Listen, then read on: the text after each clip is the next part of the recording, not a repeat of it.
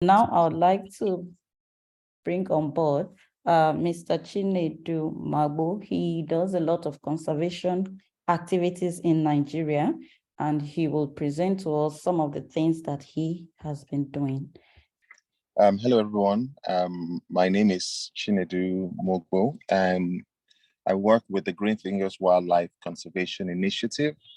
It's an initiative that focuses on animal welfare.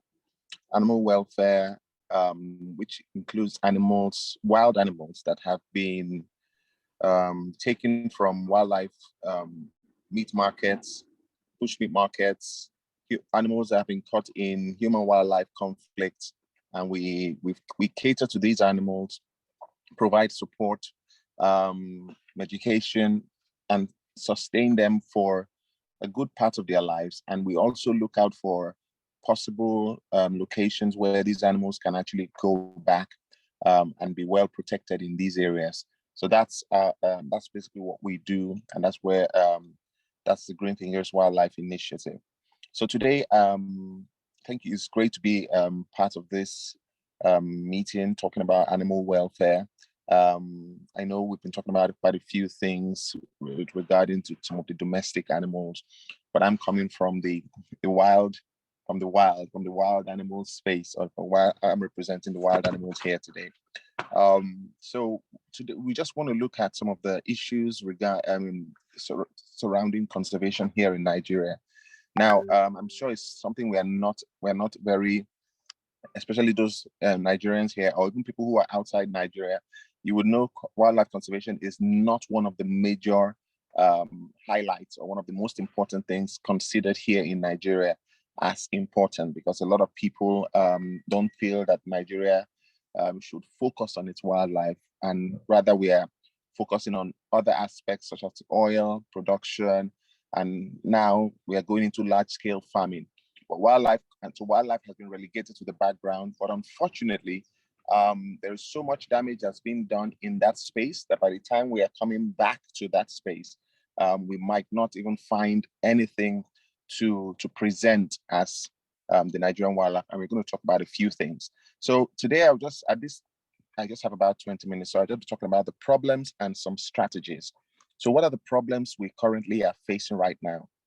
And on the slide there, the first one is the loss of habitat. The second is the uncontrolled and excessive hunting. Then we also have corruption of officials, and this includes zoo officials, national park officials. Then we have trafficking, logging, the sale of wildlife products, and all these things are driven by the final point, which is the demand for all these things, which leads to the demand for some of the animal wildlife products, which leads to some of these problems, which we're going to be looking at. So I'm going to take each one of them one after the other, and we will talk about some of these issues and see how, and we also talk about some of the strategies that are in place, and that some of the things we have also put into place. So the first one is loss of habitat, and it's not a new thing that the Nigerian system or the Nigerian is experiencing deforestation at a very, very, very high rate. We are losing our forests due to increase in population, agriculture, which in effect is not a bad thing for agriculture to be used, but there must be sustainability. But sustainability is not being preached when it comes to forest usage. So now we have lost thousands and thousands of hectares of our forest within a decade. And that is, think about how that is affecting climate change, how that's leading to climate change, and think about how that's also leading to the spread of a lot of zoonotic diseases, and that, which is what we are seeing right now. Now, the forest deforestation, especially one of the major Nigeria's forest resource here in Nigeria, is the rosewood. Nigeria has lots and lots of rosewood, but that has been pillaged, and this rosewood has been exported to different parts of the country.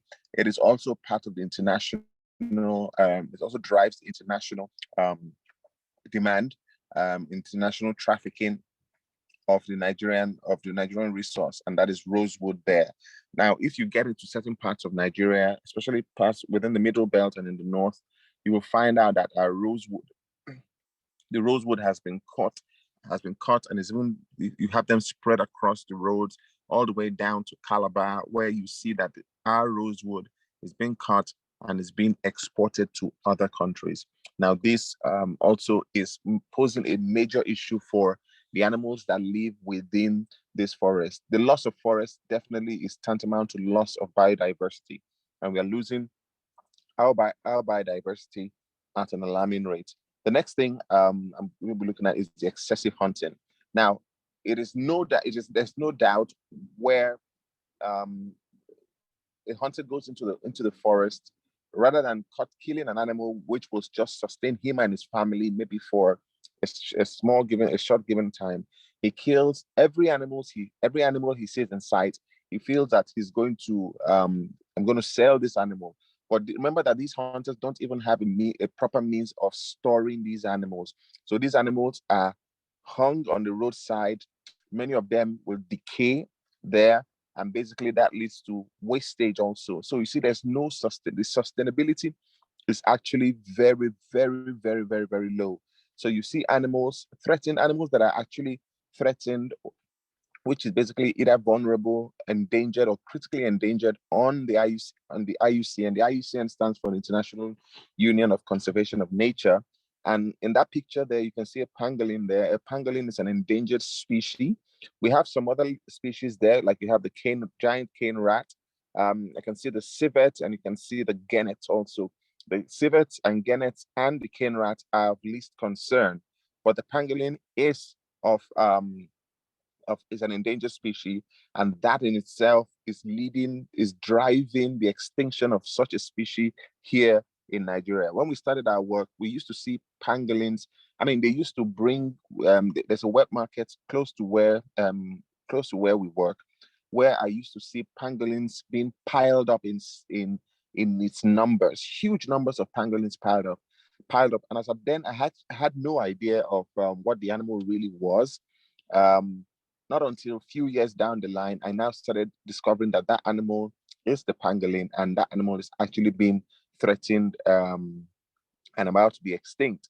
But right now, you don't get to even see that animal anymore because their numbers have been greatly reduced due to excessive hunting. Another aspect here is the trafficking.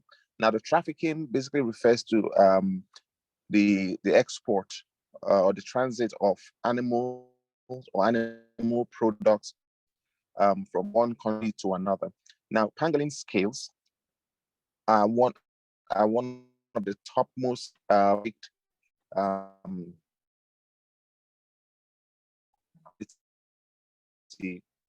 is one scale being tons, and which basically means we are losing thousands and thousands of pangolins at a given point in time. Now, these pangolin scales are being taken from Africa and are being shipped to the Asian countries. Now, in Africa, we have quite a few, about 4 or 5 species of pangolins. And these things are the more we pillage them, the more we cut that down, the more we're going to see the pangolin being extinct from African countries. Now, what is really driving all this is the demand.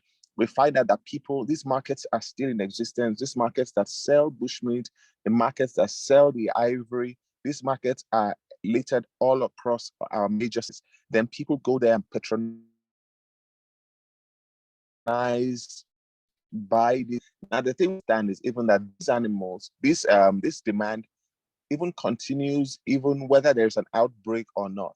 We remember during the time of when there was a lockdown, the COVID lockdown, we had the opportunity of also visiting the wet markets at that time to see if Nigeria at least would have learned its lesson due to the coronavirus outbreak or even the Ebola outbreak, and cut back or reel it in on its wildlife consumption. But we found that these markets were still booming because a lot of Nigerians still felt they needed to consume bushmeat. Now, a market like this market is the Ekwe fish market, and this market receives over a ton of bushmeat or a ton of wild animal meat on a daily basis. Now, think about how many animals are being killed.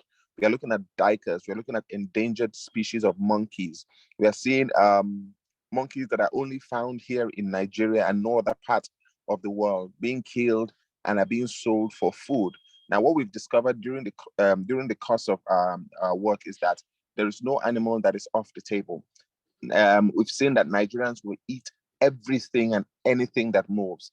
Now, I'm talking about if I go as little as to the smallest insect, to the smallest insects. Well, I'm talking about grubs, to the largest one, and I'm looking at elephants. So you see elephant parts, elephant meat, manatees, meat being sold for food. Then we look at even the one that is closely related to us, monkeys. Even monkeys are being sold now in the markets on sticks, like dried. They call it the meat. The meat is dried and being sold on sticks and across the southwest here. Then the wildlife product also is the demand for wildlife product is also driving the loss of wildlife here in Nigeria, and that is happening also at an alarming rate. There are markets here in Nigeria that sell ivory. There are markets in Nigeria that sell leopard skins. You have the hornbills. There's certain kind of hornbills, the heads of the hornbills, even for either for traditional uses or for personal people's personal consumption, because there's a lot of interest in the demand for these animals. So we see people wanting to, okay, because they feel vultures, which play a major role in our ecosystem. So vultures now are also been linked to wealth.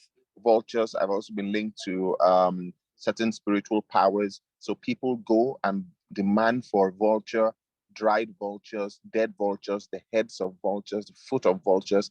Now this, if you have noticed, we don't see vultures now commonly again in our cities. It has led to the extirpation of vultures from many cities across Nigeria. Now, the rest of the vultures that remain have now been driven further and further and further away from human civilization. Now, the vultures were in our faces then to clean up the dirt, to clean up the mess, to take up the dead, decaying things that were found basically around us. But the loss of vultures, now we've started hearing things like there's an increase in cholera outbreaks because there is nothing, that natural system of that natural way the ecosystem dealt with these products, these waste products are no longer there. Vultures were the only species, one of the only species that would deal with this carry on dead animals, carry on waste. The vultures were one of the only species that would do that. But with the increase now in rates of cholera across Nigeria, we are seeing a direct effect of the loss of an important species, of an important wildlife we have here in Nigeria, and that needs to change. So what are the strategies that we can put into place, or that are put into place in helping deal with some of these things? The two major ones I'm going to talk about are conservation and animal welfare. Conservation, when I say conservation, we're looking at conserving certain parts of the forest. We have the national parks that are there. Then we have community engagements in certain places where the community, for example, we are working with people along the coastlines, where we are trying to engage people who live along the coastlines to help conserve sea turtles. Now, sea turtles beach especially here in Lagos, or even all the way down south, beach on the come to the beach and try to lay their eggs. But what we observe is that once people see them, they run after them, they kill them, and they consume them, or they take them and they sell them for food.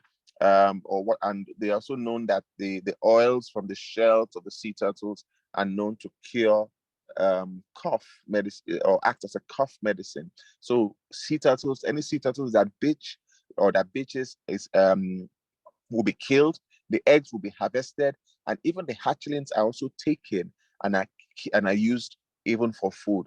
But engaging the community now, we are able to set up certain kind of strategies to help conserve this sea turtle. So when you see a sea turtle, these are the things you have to do: ensure the sea turtle lays its eggs and the sea turtle gets back into the ocean. And these are the things that bring benefits to the people living along the coastline communities. And there are other areas where forests that have been conserved because of certain iconic species all across. I know there's one in Ekiti. They're the ones down there in Cross River, where the community is made aware of the species that live within that forest, and they have to protect these species from being consumed. So the communities, they now begin to employ members of the community to work as forest guards. They begin to employ members of the community to they build schools, to engage the children, to teach the children. These are some of the things. Then also education, which I failed to mention, is actually one of the major problems we have here in Nigeria. As a teacher also, I have seen from the Nigerian curriculum that conservation is only if it's just, we have in the whole 6 years of senior school education, conservation comes up just once, and that is in biology, just once. And the information we have there under conservation are outdated information. The children are not exposed to the wildlife. The children are not exposed to the animals we have here in Nigeria. And what do you think when you're raising a generation that is ignorant of the wildlife around them? They will basically be clueless, and even if they don't get to see any animal around them, they have already been desensitized, because no education has come in, so that they ought to know that they have to protect these species from extinction. And you will notice that in many other developed countries, what actually sustains many people is the fact that they are strong on education. What sustains their wildlife is because they are strong on education. An educated population will not kill their wildlife for food. An education population will not wipe out species by cutting down trees. An educated population will not, once I see a snake or I see a bird, the first thing is to kill it. That is what an educated population will not do when it comes to wildlife. Now, the next part is the animal welfare. Now, animal welfare is also very important, and that's actually where we come in also strongly. We run a wildlife sanctuary here in Lagos that caters to 54 different species of wildlife. Now, these are the wildlife currently that we find actually here in Nigeria. And most of this wildlife, fortunately, we actually sometimes never knew these animals existed in the Nigerian population, in the Nigerian wild, until we actually came across them. We have had to learn a lot about our animals by seeing them dead on the bushmeat tables. So we saw our first portal on the bushmeat table. It was dead. We saw the first white-throated genon, which is an endangered monkey only found in Nigeria and in the Republic of Benin. We found the first one dead on the tables of the bushmeat market sellers. We have found so many species of animals for the first time dead on bushmeat. So animal welfare is where we come in, and we take as many as we can find alive that are alive.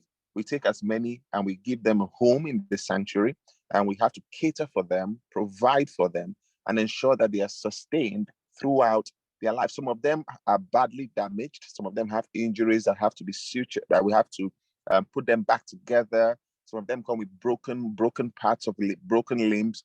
But the good thing about the sanctuary is that it forms now an educational premise. It's an educational premise where people come and learn about the animals that we have in Nigeria, and become more informed or better informed on how to deal with certain issues that concern wildlife.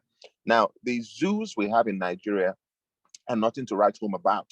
I would have put a picture there, but there's been, over the last 2 years, there's been backlashes of the state of the lions in the federal zoos. A lot of zoos in Kano, zoos in Ibadan. They've lost their lions due to starvation. So you see the lions looking emaciated. And most of actually those lions didn't even survive.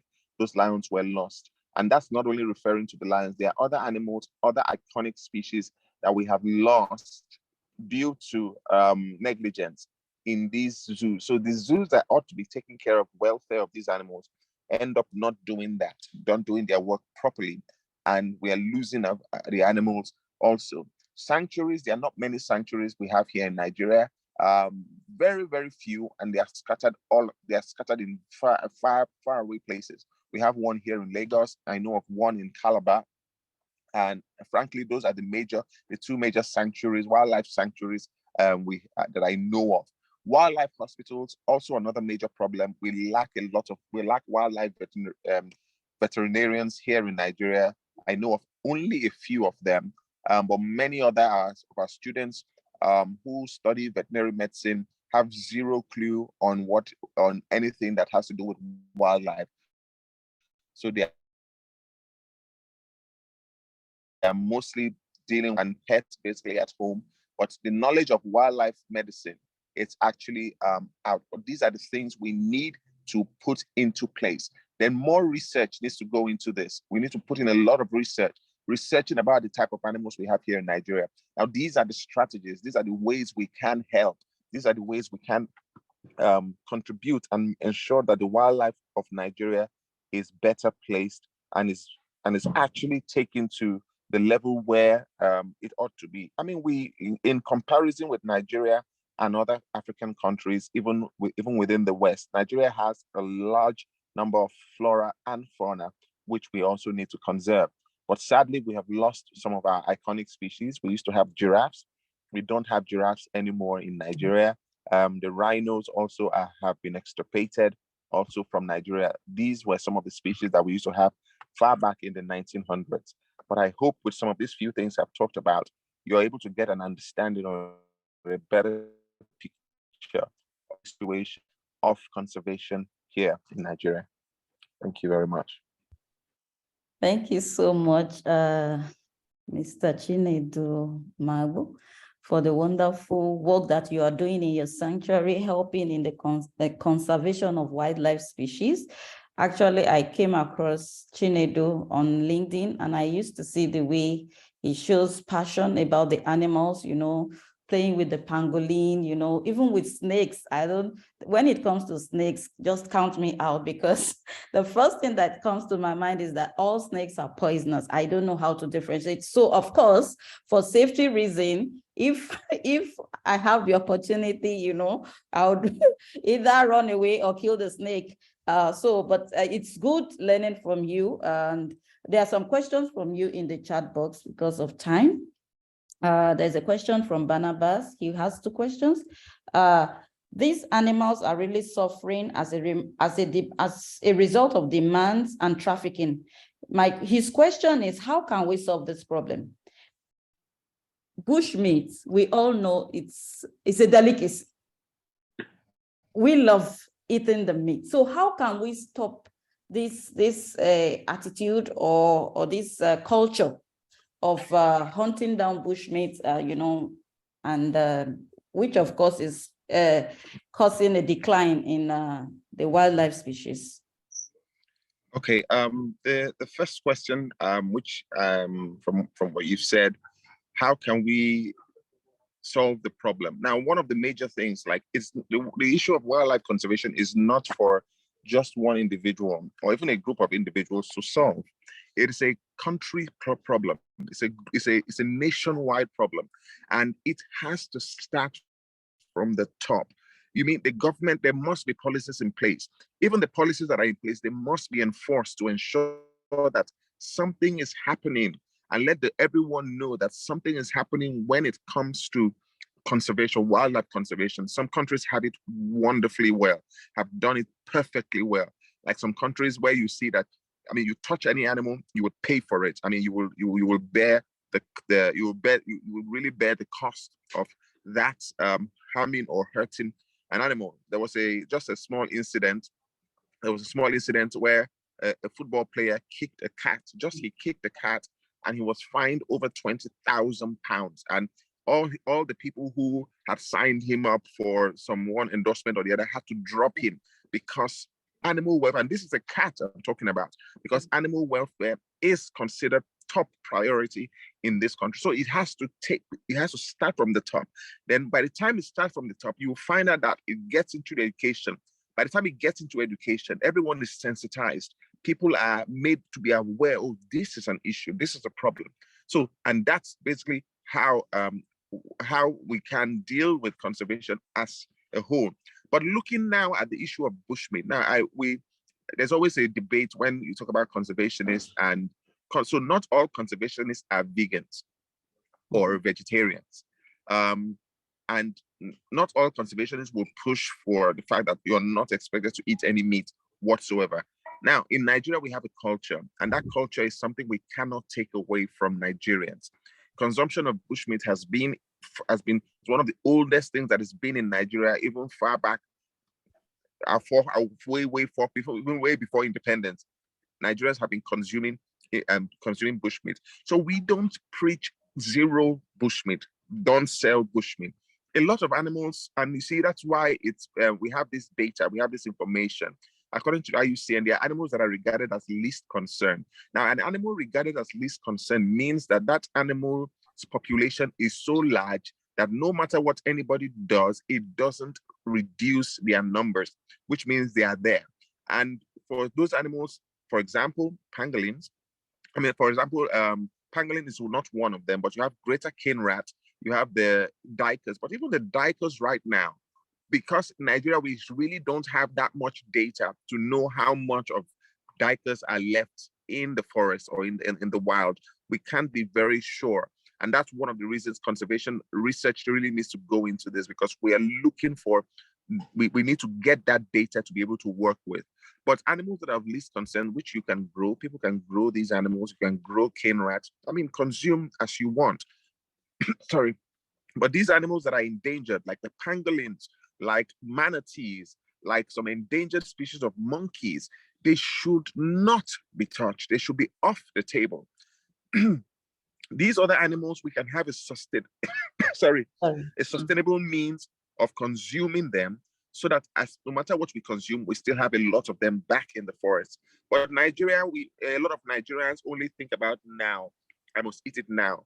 Think about it. There was a time crocodiles, the dwarf crocodile. We have three species of crocodiles here in Nigeria. We have the Nile crocodile, we have the African dwarf crocodile, and we have the slender snouted crocodile. Now, these crocodiles were found almost everywhere here in Nigeria. But because of people not being able to have information and differentiating one crocodile from the other, we have completely eradicated one crocodile from Nigeria, and that is the slender snouted crocodile, because it has been eaten to the point that it can no longer be found in the wild in Nigeria.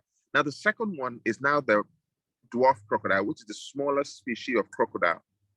That one has moved from least concern to now vulnerable. So, and that's how the numbers will keep declining until it completely goes out.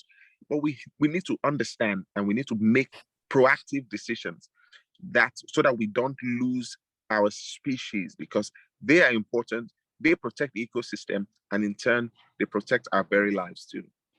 So, Mr. Chinedu, I'll take one more question, and I'll plead with you just to continue with us in the meeting. We will do more about that in the networking session. I'll just take one more question before I go on with the program. There is a question here that says, is there any law, have you come across any law that kicks against this illegal act of hunting or killing in Nigeria or in probably any African country? Have you read about any laws anywhere?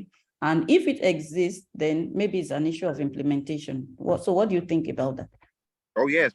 In Nigeria, we have amazing laws that protect wildlife. You need to say it. But although the penance for such laws now are very outdated, but the laws are there. The laws that say certain animals, for example, the animals have been divided into different appendix. It's an appendix 1, it's appendix 2. Appendix 1 animals, you are not supposed to be found in possession of any animal in appendix 1. But right now, those animals in appendix 1 are found on the wet market bushmeat tables. You find them being sold as bushmeat. Sorry, I have it. It's a car moving. So you find these animals being sold as bushmeat, and there is no enforcement whatsoever. So the police is going there to buy the animal also to eat. The custom officials are also going there to buy the animals to eat. The NESREA officials are also going there to buy the animal to eat. But really, we need to understand, and we need to really know how to put this across. Look at, for example, there's one of the things I want us to look at. Look at the sea turtles. See, all sea turtles are considered, most of them are actually threatened. We have majority of them are threatened species. But you see sea turtles being sold in front of police stations, in front of just nearby certain kind of law enforcers, and they are not doing anything about it. And when we try to, because one of the things here in Nigeria, which we've even struggled with, is making seizures. When we try to seize an animal from somebody who is selling, and we have to get the police, is it that we pay the police to get that animal out, or the police will tell us just pay the man and get the animal, get what you want. So that law is there, but the law has, the enforcers have not been educated enough to understand or to know the law and to carry them out. But there's right now, there's quite a bit of education now going on, and some NGOs are doing that, but it's not as fast as it should be. It's not as broad as it should be, and it's not even as public as it should be in understanding these laws and to enforce them. Well, thank you so much. We really appreciate that. And I think we'll continue with the discussion during the networking time. So thank you so much, everybody, for staying tuned till this moment.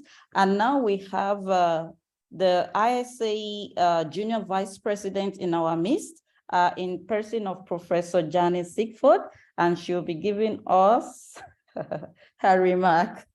Hello. Good afternoon. It's nice to join you all. I see you've got quite a good crew online here. This is exciting. Thank you. So yes, hello everyone. I am the Junior Vice President for the International Society for Applied Ethology. My name is Janice Siegford, and I am based at Michigan State University in the United States. I've been an ISAE member ever since I started my postdoc back in 2004. And my very first meeting was in Helsinki, Finland. And at that time, I gained a huge love for this society because I found my academic home, basically. People who cared about the same things I did, who cared about sharing what they were doing with other people, who cared about bringing other excited researchers into the group and toward having this kind of large community.